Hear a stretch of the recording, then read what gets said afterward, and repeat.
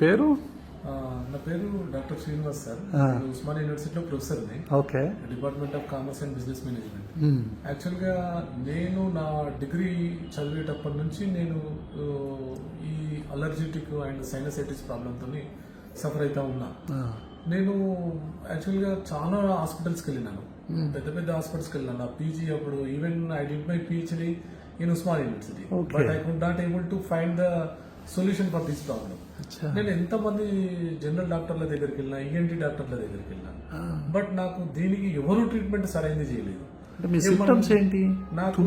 నాకు రెగ్యులర్ గా తుమ్ములు వస్తాయి.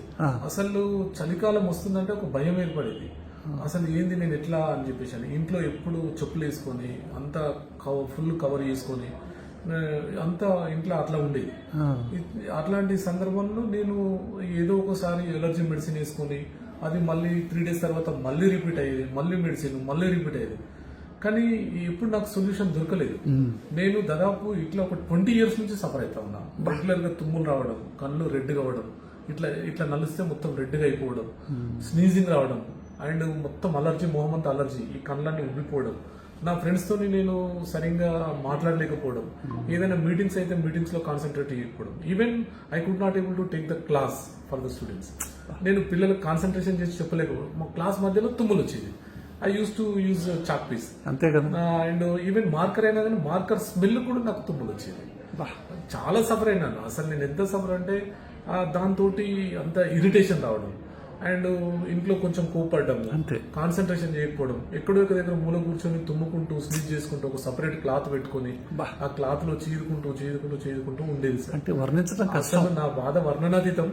నేను యాక్చువల్గా ఇక్కడికి శ్వాస హాస్పిటల్ నా ఫ్రెండ్ సజెస్ట్ చేసినాను. చాలా మంది చెప్పినారు.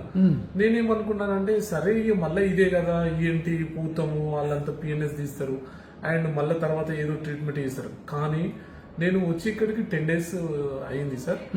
ఎంత మంచి ట్రీట్మెంట్ అంటే నేను ఇప్పటి వరకు ఈ 1 week లా ఒక 20 మందికి చెప్పినాను. నా కొలీగ్స్ సఫర్ అయ్యే వాళ్ళకు, ప్రొఫెసర్లకు కానీ, నా టీచింగ్ స్టాఫ్ వాళ్ళు. మాకు ఉండేటువంటి ప్రాబ్లం ఏంటంటే ఉస్మానియా యూనివర్సిటీలో మొత్తం చెట్లు ఉంటాయి, బాగా జంగల్.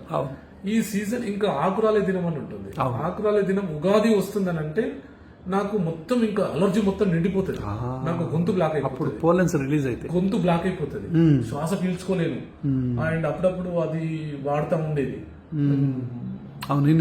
ఇన్హేలర్ వాడేది. దాంతో మళ్ళీ రిలీఫ్ అయిపోయింది. మళ్ళీ సమ్మర్ రాగానే ఓకే. ఇక ఈ సీజన్ లో మాత్రం ఘోరమైన టార్చర్ ఉండేది. అసలు ఎందుకు ఏ డాక్టర్ ఎందుకు చూడలేకపోయింది అనేది నేను ఇప్పుడు రియలైజ్